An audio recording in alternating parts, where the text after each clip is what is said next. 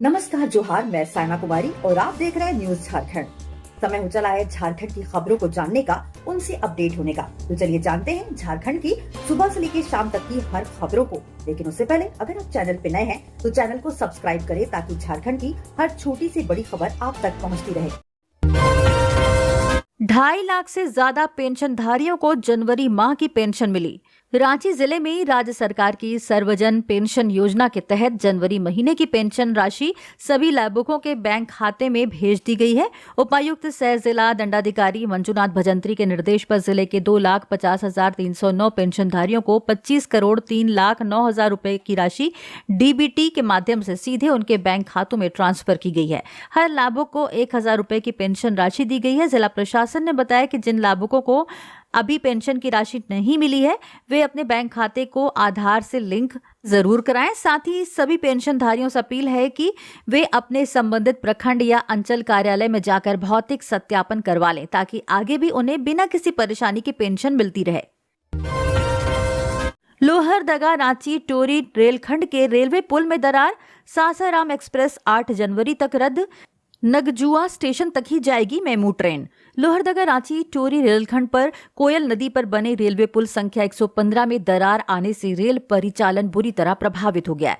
पुल के पिलर संख्या 4 और 5 के बीच गंभीर दरार की पुष्टि होते ही रांची रेल मंडल में हड़कंप मच गया। यह दरार पहले से मरम्मती पिलर संख्या 5 के पास और बढ़ गई, जब पिलर संख्या 4 में भी क्रैक नजर आया। गनीमत रही कि रविवार सुबह ऐसी क्षतिग्रस्त पुल से राजधानी एक्सप्रेस, सासाराम एक्सप्रेस और मेमू पैसेंजर ट्रेनें गुजर चुकी थी। कोई हादसा नहीं हुआ। इंजीनियरिंग स्टाफ की नजर पड़ते ही सुबह 10:10 पर तत्काल प्रभाव से पुल पर ट्रेनों का आवागमन रोक दिया गया। जेएसएससी सीजीएल मामला, सुप्रीम कोर्ट ने की याचिका खारिज, कहा हाईकोर्ट के फैसले में कोई त्रुटि नहीं। जेएसएससी सीजीएल परीक्षा को लेकर हाईकोर्ट के फैसले के खिलाफ सुप्रीम कोर्ट में दाखिल की गई याचिका को शीर्ष अदालत ने खारिज कर दिया है।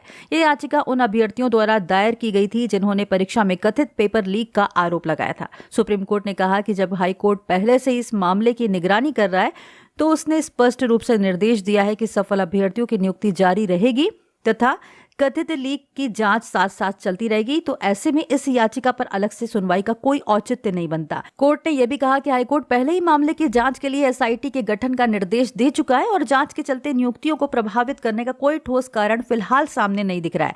इसलिए याचिका सुनवाई योग्य नहीं प्रतीत होती। सफल अभ्यर्थियों की ओर से सुप्रीम कोर्ट में अधिवक्ता अमृतांश वत्स ने पक्ष रखा। उल्लेखनीय है कि झारखंड सरकार द्वारा जेएसएससी सीजीएल परीक्षा में सफल अभ्यर्थियों को नियुक्ति पत्र भी जारी किए जा चुके हैं। धनबाद के रेलवे कर्मचारी पप्पू का तालाब में मिला शव, रविवार रात से लापता थे। बीरबल रजक शव पोस्टमार्टम के लिए भेजा गया। धनबाद थाना क्षेत्र अंतर्गत पप्पू तालाब से सोमवार को रेलवे कर्मचारी बीरबल रजक का शव बरामद होने से इलाके में सनसनी फैल गई। मृतक की पहचान जागलेश रेलवे क्वार्टर निवासी बीरबल रजक के रूप में हुई है, जो रेलवे के लोको टैंक में कार्यरत थे। परिजनों के अनुसार बीरबल रविवार रात घर से निकले थे लेकिन देर रात तक वापस नहीं लौटे। काफी तलाश के बाद भी जब कोई सुराग नहीं मिला तो सोमवार सुबह धनबाद थाने में उनकी गुमशुदगी की लिखित शिकायत दर्ज कराई गई। इसी दौरान स्थानीय लोगों ने पप्पू तालाब के किनारे पानी में एक शव तैरता हुआ देखा, जिसकी सूचना तुरंत पुलिस और परिजनों को दी गई। शव की जानकारी मिलते ही धनबाद थाना पुलिस मौके पर पहुंचे और स्थानीय लोगों की मदद से तालाब से शव को बाहर निकाला। शव की पहचान होते ही परिजनों में कोहराम मच गया। पुलिस ने आवश्यक कानूनी प्रक्रिया पूरी करने के बाद शव को पोस्टमार्टम के लिए भेज दिया। मौके पर भारी संख्या में लोगों की भीड़ जुट गई। पुलिस ने तालाब के आसपास के लोगों से पूछताछ की और घटनास्थल का निरीक्षण किया। प्रारंभिक जांच में किसी तरह के बाहरी चोट के स्पष्ट निशान नहीं मिले। हालांकि पुलिस हर पहलू से मामले की जांच कर रही है। जमशेदपुर में बस ने ले ली किशोरी की जान, रेलवे फाटक पर लुढ़कती बस ने स्कूटी को रौंदा। 16 वर्षीय किशोरी की मौत, बच्चा गंभीर। जमशेदपुर के परसुडी थाना क्षेत्र अंतर्गत बड़ी गोरा रेल फाटक पर एक दर्दनाक सड़क हादसा हो गया।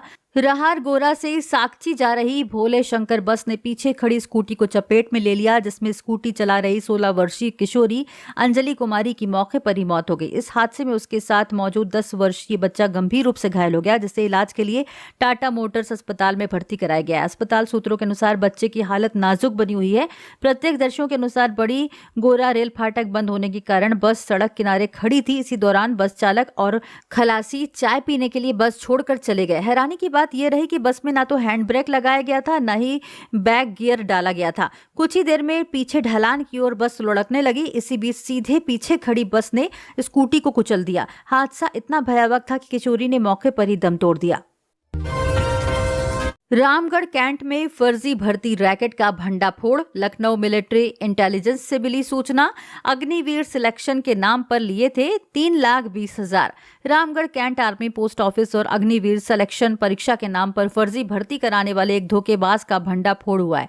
लखनऊ मिलिट्री इंटेलिजेंस से मिली खास सूचना के आधार पर रजरप्पा पुलिस ने त्वरित कार्रवाई करते हुए 3 जनवरी 2026 को रजरप्पा थाने में मामला दर्ज किया है। संबंध में थाने के कांडेर निवासी पन्ना लाल मुंडा पिता मेघो मुंडा के खिलाफ एफआईआर संख्या 326 दर्ज की गई है। पुलिस का कहना है कि मामला सेना से जुड़ा होने के कारण जांच को बेहद गंभीरता से लिया जा रहा है। सूत्रों के अनुसार आरोपी ने रामगढ़ जिले के रजरप्पा थाना क्षेत्र अंतर्गत गांव जमीरा निवासी सुरेश महतो से army post office Ramgarh cantt में नौकरी दिलाने या अग्निवीर सिलेक्शन परीक्षा में पास कराने का झांसा दिया। इस भरोसे में आकर सुरेश महतो ने अलग अलग किस्तों में कुल 3,20,000 रुपए आरोपी को सौंप दिए। आरोपी खुद को प्रभावशाली संपर्कों वाला व्यक्ति बताता था, सेना में सीधी भर्ती कराने का दावा करता था। जब लंबे समय तक ना तो किसी तरह का कॉल लेटर आया, ना ही अग्निवीर चयन प्रक्रिया में सफलता मिली, तब शिकायतकर्ता ने आरोपी से संपर्क करने की कोशिश की। शुरुआत में आरोपी टालमटोल करता रहा, लेकिन बाद में उसने फोन उठाना बंद कर दिया, पूरी तरह संपर्क तोड़ लिया। इसके बाद पीड़ित ने मामले की जानकारी स्थानीय स्तर पर दी, जो अंततः मिलिट्री इंटेलिजेंस तक पहुंची। झारखंड में पछुआ हवाओं से बढ़ी कनकनी। तापमान 6.4 डिग्री लुढ़का, 4 डिग्री और गिरने के आसार। 6 जनवरी तक स्कूल बंद। झारखंड में एक बार फिर ठंड ने लोगों को कपकपाने पर मजबूर कर दिया है। बीते 24 घंटे में राज्य के अधिकतम तापमान में 6.4 डिग्री सेल्सियस तक की तेज गिरावट दर्ज की गई है। अधिकतम और न्यूनतम तापमान में लगातार उतार चढ़ाव के कारण ठंड का असर और तीखा हो गया है। मौसम विज्ञान केंद्र रांची के अनुसार पश्चिमी विक्षोभ के कमजोर पड़ते ही उत्तर पश्चिम दिशा से चल रही पछुआ हवाओं ने कनकनी बढ़ा दिया। हालात ऐसे है कि अगले 3 दिनों में न्यूनतम तापमान में 4 डिग्री तक और गिरावट की संभावना जताई गई है। यानी फिलहाल ठंड से राहत मिलने की कोई उम्मीद नहीं है। मौसम विभाग ने 6 जनवरी को राज्य के 14 जिलों में घने कोहरे और 8 जिलों में शीतलहर चलने की चेतावनी दी है। इसे लेकर येलो अलर्ट जारी किया गया है। गढ़वा, पलामू, लातेहार, लोहरदगा, गुमला, चतरा, हजारीबाग, कोडरमा, गिरिडीह, देवघर, दुमका, गोड्डा, साहिबगंज और पाकुड़ में घना कोहरा छाने की संभावना है। वहीं गुमला, लोहरदगा, लातेहार, गढ़वा, पलामू, चतरा, हजारीबाग और कोडरमा में 2 दिन तक शीतलहर का असर रहेगा। मौसम वैज्ञानिकों का कहना है कि कोहरे और ठंडी हवाओं के कारण पूरे दिन ठंडी बनी रह सकती है। कोहरे का असर रेल परिचालन पर भी दिखा। कई ट्रेनें 1 से 4 घंटे की देरी से चलती रहीं, जिससे यात्रियों को परेशानी हुई। जमशेदपुर में ब्राउन शुगर के सौदे पर खून खराबा। टेल्को की बाउंड्री वॉल के भीतर मारपीट, पीछे से चापड़ से हमला, गला रेता, हाथ काटा। जमशेदपुर के बिरसा नगर जोन नंबर 6 स्थित टेल्को कंपनी के बाउंड्री वॉल के भीतर जंगल में ब्राउन शुगर के अवैध कारोबार को लेकर 2 गुटों के बीच हिंसक झड़प हो गई। इस झड़प में जुगसलाई निवासी सोहेल अहमद की नृशंस हत्या कर दी गई, जबकि उसका साथी अब्दुल सूफियान गंभीर रूप से घायल हो गया। पुलिस के अनुसार विनीत नामक युवक ने सोहेल को नशा कारोबार से जुड़ी बातचीत के बहाने जंगल में बुलाया था। सोहेल अपने दोस्त सूफियान के साथ बाइक से मौके पर पहुंचा। जंगल के भीतर नाले के पास सौदे को लेकर बातचीत शुरू हुई, जो देखते ही देखते विवाद और फिर हिंसा में बदल गई। विवाद बढ़ते ही आरोपियों ने सोहेल पर पीछे से चापड़ से जानलेवा हमला कर दिया। हमलावरों ने उसका गला रेत दिया, एक हथेली काटकर अलग कर दी। गंभीर रूप से घायल सोहेल की मौके पर ही मौत हो गई। घटना इतनी भयावह थी कि आसपास खून फैल गया। बीच बचाव करने पहुंचे सूफियान पर भी आरोपियों ने हमला कर दिया। एआई से चलने वाला स्मार्ट टॉयलेट, 10 के सिक्के से खुलेगा दरवाजा। टॉयलेट के अंदर छेड़छाड़ करते ही लॉक हो जाएगा दरवाजा, खुद फ्लश होगा, दुर्गंध भी नहीं। राजधानी रांची को स्मार्ट सिटी बनाने के लिए खुले में शौच से मुक्त करने के लिए मॉड्यूलर बायो टॉयलेट बनाए गए हैं। लेकिन रांची नगर निगम ने अब इससे एक कदम आगे बढ़ते हुए शहर में पहला आर्टिफिशियल इंटेलिजेंस एआई आधारित टॉयलेट लगा दिया है। धुर्वा स्थित रांची स्मार्ट सिटी में पहला स्मार्ट टॉयलेट लगाया गया है। यह टॉयलेट पूरी तरह स्टील के फ्रेम से बना है। सबसे पहले खासियत यह है कि यह टॉयलेट पूरी तरह हवाई जहाज में लगे टॉयलेट की तरह सेंसर युक्त है। इसका हर एक काम कमांड से ही होगा। 10 रुपए का सिक्का डालने पर ही टॉयलेट का दरवाजा खुलेगा। दरवाजा खुलते ही ऑटोमेटिक लाइट जलने लगेगी और टॉयलेट पेन फ्लैश हो जाएगा। इस्तेमाल के बाद जब आप बाहर निकलते हैं तो फिर पेन फ्लैश होगा और फर्श पर फैला पानी साफ हो जाएगा। मुख्य चुनाव आयुक्त ज्ञानेश कुमार ने बासुकीनाथ धाम में की पूजा, BLOS किए संवाद। भारत के मुख्य चुनाव आयुक्त ज्ञानेश कुमार 2 दिवसीय संथाल दौरे पर देवघर और दुमका पहुंचे हैं। सोमवार सुबह उन्होंने दुमका स्थित प्रसिद्ध बासुकीनाथ धाम में परिवार के साथ विधि विधान से पूजा अर्चना की। पूजा के उपरांत मीडिया से बातचीत में उन्होंने बताया कि बाबा से देश की सुख समृद्धि और निरंतर प्रगति की कामना की। बासुकीनाथ धाम को फौजदारी बाबा के नाम से भी जाना जाता है। मान्यता है कि देवघर स्थित बाबा बैद्यनाथ धाम में दर्शन के बाद बासुकीनाथ धाम में माथा टेकने से पूजा पूर्ण मानी जाती है। मंदिर परिसर में पहुंचने पर दुमका के निर्वाचन पदाधिकारी सह उपायुक्त अभिजीत सिन्हा, पुलिस अधीक्षक सहित अन्य प्रशासनिक अधिकारियों ने मुख्य चुनाव आयुक्त का स्वागत किया। इससे पहले रविवार दोपहर देवघर एयरपोर्ट पर औपचारिक स्वागत के बाद मुख्य चुनाव आयुक्त सीधे विश्व प्रसिद्ध बाबा बैद्यनाथ धाम पहुंचे थे। वहां उन्होंने परिवार सहित पूजा अर्चना कर देश में शांति, सौहार्द और निष्पक्ष चुनाव प्रक्रिया की कामना की। इसके पश्चात उन्होंने नौलखा मंदिर और एम्स देवघर का भी निरीक्षण किया, जहां मतदाता सुविधाओं और बुनियादी ढांचे को और मजबूत करने पर विशेष जोर दिया। आज अहमदाबाद जाएंगे मुख्यमंत्री हेमंत सोरेन। मुख्यमंत्री हेमंत सोरेन आज अहमदाबाद जाएंगे, जहां वे एक निजी समारोह में शामिल होंगे। जानकारी के अनुसार मुख्यमंत्री समारोह में शिरकत के बाद देर शाम रांची वापस लौट जाएंगे। दुमका में दिन दहाड़े ई रिक्शा चालक की हत्या, मौत के विरोध में NH 114A जाम। दुमका जिले के शिकारीपाड़ा प्रखंड मुख्यालय स्थित चौक पर ई रिक्शा चालक की मौत के विरोध में लोगों ने राष्ट्रीय राजमार्ग 114A को जाम कर दिया। प्रदर्शनकारी मृतक के शव को सड़क पर रखकर आरोपियों की गिरफ्तारी और पीड़ित परिवार को मुआवजा देने की मांग कर रहे हैं। जाम के कारण दुमका रामपुर हाट मार्ग पर यात्री और मालवाहक वाहनों की लंबी कतार लग गई है। जानकारी के अनुसार शिकारीपाड़ा थाना क्षेत्र के शिमला ढाका गांव में 2 पक्षों के बीच जमीन को लेकर विवाद चल रहा था। इसी विवाद को सुलझाने के लिए एक पक्ष के लोग रविवार को सफारुद्दीन मियां के ई रिक्शा से थाना जा रहे थे। इसी दौरान दूसरे पक्ष के लोगों ने ई रिक्शा को रास्ते में रोक लिया और चालक से इस बात को लेकर विवाद करने लगे कि वह उन्हें अपने वाहन में क्यों बैठा कर ले जा रहा है। विवाद बढ़ने पर आरोप है कि ई रिक्शा चालक सफारुद्दीन के साथ मारपीट की गई, जिसमें वह गंभीर रूप से घायल हो गया। घायल अवस्था में उसे शिकारीपाड़ा सामुदायिक स्वास्थ्य केंद्र में भर्ती कराया गया। बाद में बेहतर इलाज के लिए दुमका मेडिकल कॉलेज अस्पताल भेजा गया, जहां से चिकित्सकों ने उसे वर्धमान रेफर कर दिया। इलाज के दौरान वर्धमान में उसकी मौत हो गई। +2 में अपग्रेड होंगे 10वीं तक के 1711 हाई स्कूल, खर्च होंगे 2000 करोड़ रुपए। शैक्षणिक सत्र 2026-27 में स्कूली शिक्षा एवं साक्षरता विभाग केंद्र को भेजेगा प्रस्ताव। राज्य में 10वीं तक के 1711 हाई स्कूल अब +2 में अपग्रेड होंगे। इस पर लगभग 2000 करोड़ रुपए से अधिक खर्च होंगे। इन स्कूलों में विज्ञान प्रयोगशालाएं, पुस्तकालय, शौचालय और अतिरिक्त कक्षाओं का निर्माण किया जाएगा। नए शिक्षकों की नियुक्तियां भी होंगी। राज्य के विभिन्न जिलों में अभी 1158 +2 स्कूल चल रहे हैं। ऐसे में 10वीं तक के 1711 स्कूलों के अपग्रेड होने के बाद राज्य में +2 स्कूलों की संख्या 2869 हो जाएगी। स्कूली शिक्षा एवं साक्षरता विभाग यह प्रस्ताव बना रहा है। शैक्षणिक वर्ष 2026-27 में राज्य सरकार की ओर से केंद्र को यह प्रस्ताव भेजा जाएगा। अपग्रेडेड +2 स्कूलों में विज्ञान, कला और कॉमर्स तीनों संकाय की पढ़ाई होगी। उल्लेखनीय है कि पूर्व शिक्षा मंत्री रामदास सोरेन ने पूर्व में केंद्र सरकार को झारखंड के हर जिले के 15 हाई स्कूलों को +2 में अपग्रेड करने का प्रस्ताव भेजा था। गिरिडीह के बगोदर में तेज रफ्तार का कहर, स्विफ्ट पिकअप की सीधी टक्कर, मालवाहक का चालक घायल, CCTV आया सामने। गिरिडीह जिले के बगोदर थाना क्षेत्र में रविवार देर रात एक भीषण सड़क हादसा हो गया।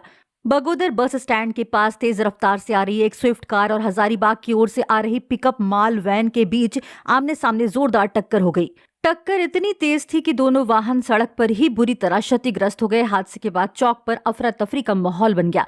प्रत्यक्षदर्शियों के अनुसार यदि उस समय चौक पर ज्यादा भीड़ होती तो यह हादसा जानलेवा साबित हो सकता था। प्रत्यक्षदर्शियों ने बताया कि स्विफ्ट कार काफी तेज रफ्तार में थी, जबकि पिकअप माल वैन भी गति में थी। दोनों वाहन जैसे ही बस स्टैंड चौक के पास पहुंचे, अचानक आमने सामने टकरा गए। टक्कर के बाद दोनों वाहनों के अगले हिस्से पूरी तरह चकनाचूर हो गए। सड़क पर बिखरे मलबे और क्षतिग्रस्त वाहनों को देखकर हादसे की भयावहता का अंदाजा लगाया जा सकता है। दुर्घटना में पिकअप वाहन का चालक घायल हो गया, जिसे वाहन के अंदर फंसा देख स्थानीय लोग तुरंत मदद के लिए दौड़े। हादसे के तुरंत बाद स्थानीय लोगों ने घायल चालक को काफी मशक्कत के बाद वाहन से बाहर निकाला। प्राथमिक उपचार के बाद उसे इलाज के लिए नजदीकी अस्पताल पहुंचाया गया। लोगों ने बताया कि घायल की हालत गंभीर नहीं है, लेकिन उसे सिर और शरीर में चोटें आई है। इसी दौरान घटना की सूचना बगोदर थाना पुलिस को दी गई। पत्नी बना रही थी खाना, पीछे से पति ने लगा दी आग। बोकारो में दहेज के लिए विवाहिता को जलाकर मार डाला। पेटरवार थाना क्षेत्र के अंगवाली गांव में एक विवाहिता की संदिग्ध परिस्थितियों में हुई मौत के मामले में सनसनीखेज खुलासा हुआ है। मृतका के भाई के आवेदन पर पुलिस ने दहेज प्रताड़ना के बाद हत्या किए जाने का आरोप लगाते हुए पति और सास के विरुद्ध मामला दर्ज किया है। पुलिस ने त्वरित कार्रवाई करते हुए आरोपी पति को गिरफ्तार कर न्यायिक हिरासत में भेज दिया है, जबकि पूरे मामले की जांच जारी है। थैलेसीमिया पीड़ित युग कुमार को मिली नई जिंदगी की उम्मीद। स्वास्थ्य मंत्री डॉक्टर इरफान अंसारी बने उम्मीद की किरण। झारखंड के पावरगंज के 18 वर्षीय युग कुमार, जो थैलेसीमिया जैसी गंभीर बीमारी से पीड़ित हैं, आज स्वास्थ्य मंत्री डॉक्टर इरफान अंसारी से मिले। इस मुलाकात में युग कुमार भावुक हो उठे और कहा, सर आप मेरे लिए पिता समान हैं। आपके स्वास्थ्य मंत्री बनने के बाद हम जैसे मरीजों को नई उम्मीद मिली है, आप जैसे लोगों से हिम्मत मिलती है। युग की बात सुनकर माहौल भावुक हो गया। डॉक्टर इरफान अंसारी ने तुरंत संज्ञान लेते हुए युग कुमार के इलाज की जिम्मेवारी स्वयं ली और उन्हें सीएमसी वेल्लोर रेफर करने के निर्देश दिए। मंत्री ने युग कुमार से कहा, चिंता मत करो बेटा, मैं तुम्हारे साथ हूँ, तुम्हारी बीमारी को जड़ से खत्म करूंगा। मंत्री ने परिवार को भरोसा दिलाया कि आवश्यकता पड़ने पर युग कुमार को सीएमसी वेल्लोर ले जाकर उच्च स्तरीय इलाज की पूरी व्यवस्था सरकार करेगी। यह सुनकर युग के माता पिता की आंखों से खुशी के आंसू छलक पड़े। उन्होंने कहा कि सर आपसे मिलकर हिम्मत मिलती है। आपने जो हमारे बच्चों और हम जैसे परिवारों के लिए किया है, उसके लिए हम जीवन भर ऋणी रहेंगे। जमशेदपुर में बना देश का पहला हाइड्रोजन इंजन, टाटा कमिंस ने रचा इतिहास। झारखंड के जमशेदपुर ने देश की ऑटोमोबाइल और ग्रीन एनर्जी तकनीक में एक नया इतिहास रच दिया है। मध्यम और भारी वाहनों के लिए इंजन निर्माण में अग्रणी टाटा कमिंस प्राइवेट लिमिटेड के जमशेदपुर प्लांट में देश का पहला हाइड्रोजन आंतरिक दहन इंजन तैयार किया गया है। यह परियोजना टाटा मोटर्स और अमेरिकी कंपनी कमिंस के संयुक्त प्रयास से स्थापित की गई है, जिसे टाटा कमिंस प्राइवेट लिमिटेड के अंतर्गत टीसीपीएल ग्रीन एनर्जी सॉल्यूशंस संचालित कर रही है। मार्च 2024 से ही 26.7H हाइड्रोजन इंजनों का उत्पादन जमशेदपुर प्लांट में शुरू हो चुका है। टाटा मोटर्स को इन हाइड्रोजन इंजनों की आपूर्ति की जाएगी, जिन्हें भविष्य के पर्यावरण अनुकूल वाहनों में इस्तेमाल किया जाएगा। हाल ही में टीसीपीएल ग्रीन एनर्जी सॉल्यूशंस को टाटा मोटर्स से नया ऑर्डर भी प्राप्त हुआ है, जिसके बाद हाइड्रोजन प्लांट में काम और तेज कर दिया गया है। 4 बच्चों की मां और 3 बच्चों के पिता का फेसबुक से शुरू हुआ चक्कर, मामला अब थाने पहुंचा। फेसबुक के जरिए शुरू हुई दोस्ती अब 2 परिवारों के बीच गंभीर विवाद का रूप ले चुकी है। सेलहारा कला निवासी राजकुमार केसरी और 4 बच्चों की मां रिंकी देवी के कथित प्रेम संबंध ने मामला कुजू ओपी तक पहुंचा दिया। जानकारी के अनुसार राजकुमार केसरी का विवाह सोनी देवी से लगभग 1 दशक पहले हुआ था और उनके 3 बच्चे हैं। वह केरल में जेसीबी मशीन ऑपरेटर के रूप में काम कर रहे थे। इसी दौरान फेसबुक के जरिए उनकी दोस्ती रिंकी देवी से हुई, जिनके 4 बच्चे हैं। धीरे धीरे दोनों के बीच कथित प्रेम संबंध बन गए। बताया जाता है कि राजकुमार केसरी अपने परिवार से दूरी बनाने लगे और रिंकी देवी भी अपने पति और बच्चों को छोड़कर केरल में उनके साथ रहने लगी। घटना की भनक लगने पर पहली पत्नी सोनी देवी केरल पहुंची और राजकुमार केसरी को कुजू लेकर आई। इसी बीच कथित प्रेमिका भी उनके साथ कुजू पहुंच गई। रास्ते में महिला के परिवार के लोग राजकुमार केसरी को रोकने लगे, जिसके बाद सभी कुजू ओपी पहुंचे। रांची के रिम्स परिसर में अतिक्रमण अभियान लगातार जारी। विवादित कैलाश कोठी को ध्वस्त करने पहुंची फोर्स। रांची के रिम्स परिसर में अतिक्रमण हटाने के अभियान लगातार जारी है। इसी क्रम में प्रशासन की टीम विवादित कैलाश कोठी को ध्वस्त करने के लिए मौके पर पहुंची। कार्रवाई को लेकर इलाके में तनाव की स्थिति बन गई। फोर्स को देखते ही परिजन उग्र हो गए। स्थिति को संभालने के लिए अतिरिक्त सुरक्षा बल तैनात किया गया। अभियान के दौरान मजिस्ट्रेट सहित अंचल अधिकारी खुद मौके पर मौजूद रहे। बताया जा रहा है कि इस मामले में 23 दिसंबर को ही कोर्ट का फैसला आ चुका था। नशा मुक्ति को लेकर जामताड़ा में न्यायिक पदाधिकारी सड़क पर उतरे, निकाली जागरूकता रैली।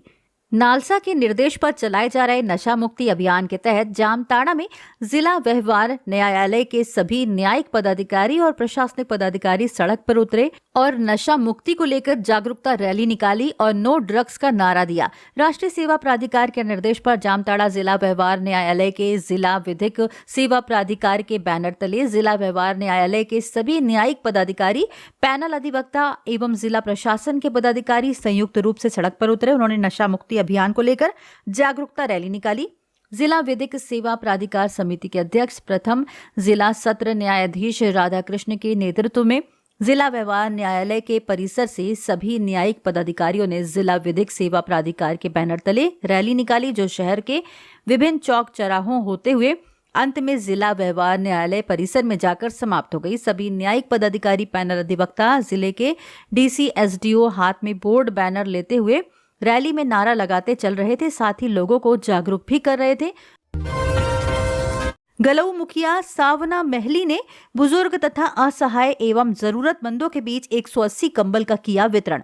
बढ़ते ठंड एवं शीतलहरी को देखते हुए जिला प्रशासन के निर्देश पर रांची जिले के सोनाहातू प्रखंड गलऊ पंचायत के मुखिया सावना महली ने सोमवार को गलऊ पंचायत सचिवालय में जरूरतमंद बुजुर्ग के बीच कंबल वितरण किया। कंबल पाकर गरीब व असहाय परिवारों के चेहरे पर खुशी देखने को मिली। इस संबंध में मुखिया ने बताया कि सरकार की ओर से पंचायत को 180 कंबल आवंटित किए गए थे।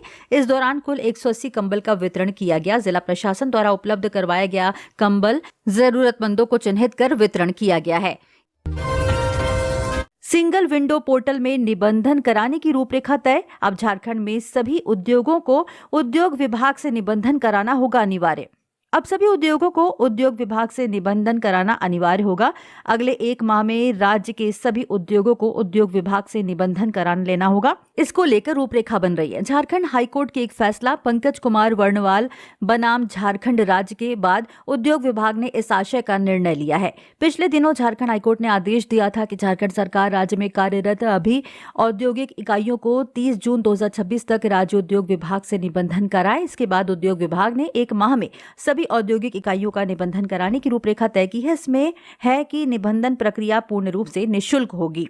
प्राप्त जानकारी के मुताबिक राज्य भर में करीब 1 लाख औद्योगिक इकाइयां हैं, लेकिन उद्योग विभाग के पास 2000 से भी कम औद्योगिक इकाइयां की औपचारिक जानकारी है। हाईकोर्ट के आदेश के बाद उद्योग विभाग निबंधन को लेकर रेस हो गया है। उद्योग विभाग ने राज्य में स्थापित एवं कार्यरत औद्योगिक इकाइयों को उद्योग विभाग के तहत निबंधन किए जाने के लिए सिंगल विंडो पोर्टल में लिंक जनरेट किया है। आधार लिंक नहीं तो आज से IRCTC बुकिंग और सख्त। सुबह 8 से 4 बजे तक नहीं हुई रिजर्वेशन, बुकिंग खुलने के पहले दिन के लिए ही ये नियम। आज यानी 5 जनवरी से बिना आधार लिंक वाले IRCTC यूजर्स सुबह 8 बजे से शाम 4 बजे तक टिकट बुक नहीं कर पाए। ये नियम केवल रिजर्व रेल टिकट बुकिंग खुलने के पहले दिन पर लागू हुआ।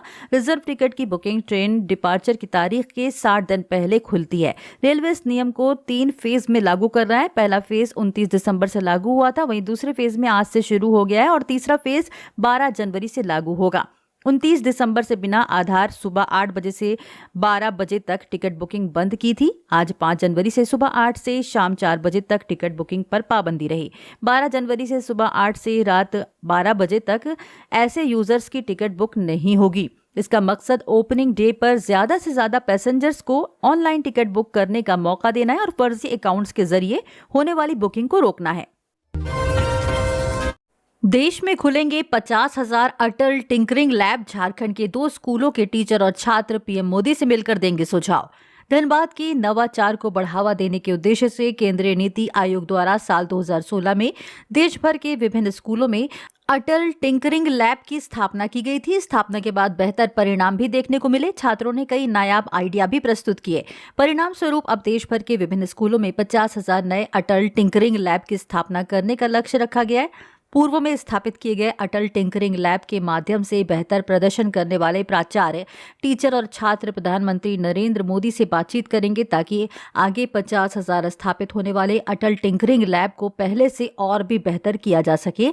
झारखंड के 2 ऐसे स्कूलों का चयन हुआ है जिसमें अटल टिंकरिंग लैब स्थापित हैं। इन 2 स्कूलों के टीचर और छात्र को पीएम मोदी से बातचीत के लिए दिल्ली बुलाया गया है। 24 जनवरी को दिल्ली में पीएम मोदी से मिलकर इन स्कूलों के टीचर और छात्र आगे स्थापित होने वाले ATL को और बेहतर बनाने के लिए अपने विचार देंगे। सोना 939 बढ़कर 1,36,000 प्रति 10 ग्राम हुआ। चांदी 2,225 रुपए महंगी होकर 2,37,000 किलो बिक रही। कैरेट के हिसाब से देखें गोल्ड रेट्स। सोने चांदी के दाम में आज यानी 5 जनवरी को बढ़त है। India Boolean and jewellers association के अनुसार 10 ग्राम 24 कैरेट सोने का भाव 939 रुपए बढ़कर 1,35,721 रुपए पहुंच गया। इससे पहले यह 1,34,782 रुपए पर था। वहीं 1 किलो चांदी की कीमत 2,225 रुपए बढ़कर 2,36,775 रुपए पर आ गई है।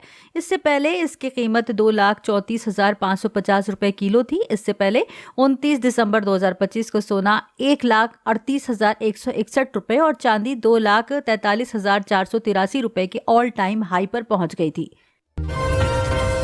झारखंड में बढ़ा ग्राउंड वाटर का भंडार, 2026 में जल स्तर बनाए रखने की चुनौती। नए साल में झारखंड में भूगर्भजल के संरक्षण के प्रयास तेज होंगे। पेयजल स्वच्छता विभाग, नगर निकाय, स्थानीय प्रशासन सब मिलकर राज्य के भूगर्भजल स्तर को बचाने का प्रयास 2026 में करेंगे। मानसून में हुई औसत से 15% अधिक बारिश ने राज्य के जल स्रोत में बढ़ोतरी की है। 7,046 क्यूबिक मीटर का जल भंडार बढ़कर 8,000 क्यूबिक मीटर तक पहुंचा है। केंद्रीय भूगर्भ जल संस्थान के सहायक परामर्शी विनय मिश्रा ने बताया कि इस भंडार को बचाने के लिए कृषि कार्य में डीप बोरिंग के जल का प्रयोग रोकना होगा। इसके साथ ही साल 2026 में वर्षा जल संरक्षण के प्रयास तेज करने होंगे। तालाबों समेत छोटे बड़े बांधों के जल ग्रहण क्षेत्र को बढ़ाना होगा। उन्होंने बताया कि केंद्र और राज्य सरकार मिलकर नए साल में वाटर रिचार्ज सिस्टम को दुरुस्त करने में लगेंगे। इससे जल स्तर बना भी रहेगा और रिचार्ज भी होता रहेगा। हजारीबाग में सड़क पर उतरे स्ट्रीट डॉग्स लवर, वैकल्पिक व्यवस्था को दुरुस्त करने की मांग। हजारीबाग के street dog lover supreme court के आदेश पर फिर से विचार करने के लिए हस्ताक्षर अभियान चला रहे हैं। जिले के झील परिसर पर हजारीबाग के युवाओं ने यह मांग की है कि आवारा कुत्तों की समस्या के निजात के लिए ऐसा कोई कदम उठाएं जो उनके जीवन के लिए घातक ना हो। सुप्रीम कोर्ट ने आवारा कुत्तों को सड़क से हटाकर शेल्टर होम भेजने का आदेश निर्गत किया है। सार्वजनिक सुरक्षा के लिए सार्वजनिक स्थल से आवारा कुत्तों और मवेशियों को हटाते हुए शेल्टर होम में रखने के लिए सुप्रीम कोर्ट के आदेश पर फिर से विचार करने की जन वकालत शुरू हो गई है। लातेहार की कचहरी परिसर में 2 स्टाम्प वेंडरों के दुकानों में चोरी। स्थानीय कचहरी परिसर में अज्ञात चोरों ने 2 स्टाम्प वेंडरों के दुकानों में चोरी कर ली है। घटना रविवार रात्रि की है। इतना ही नहीं, चोरों ने एक टाइपिस्ट के दुकान का ताला तोड़ने का असफल प्रयास किया, लेकिन वह नहीं टूट पाया। कचहरी परिसर में इस तरह की चोरी होने पर दुकानदारों में भय का माहौल है। जिन दुकानों में चोरी हुई उसमें एक स्टाम्प वेंडर में रिजवान अख्तर और दूसरे पवन कुमार पाठक का नाम शामिल है।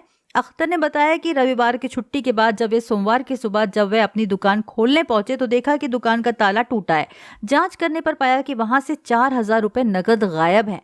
पवन कुमार पाठक ने बताया कि चोरों ने उनकी दुकान का ताला तोड़कर लगभग 450 रुपए मूल्य के सूट बॉन्ड पेपर की चोरी कर ली है। चोरों ने टाइपिस्ट अमित कुमार सिन्हा की दुकान में भी चोरों द्वारा ताला तोड़ने का प्रयास किया गया, लेकिन ताला नहीं टूट पाया।